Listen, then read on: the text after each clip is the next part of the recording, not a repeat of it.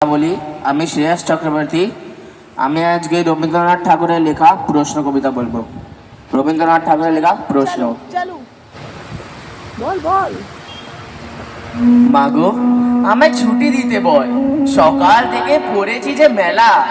এখন আমি তোমার ঘরে বসে করব শুধু পড়া পড়া খেলা। তুমি বলছো দুপুর এখন সবে, না হয় যেন সত্যি হলো তাই। একদিনও কি দুপুরবেলা হলেও বিকেল হলো মনে করতে নাই? আমি তো বেশ ভাবতে পারি মনে, সূর্য ডুবে গেছে মাঠের শেষে, বাগদি বুড়ি চুবড়ি ভরে নিয়ে শাক তুলছে পুকুর ধারে এসে।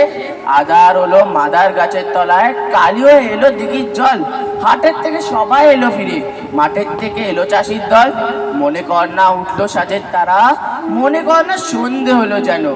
রাতের বেলা দুপুর যদি হয়, দুপুরবেলা রাত হবে না কেন?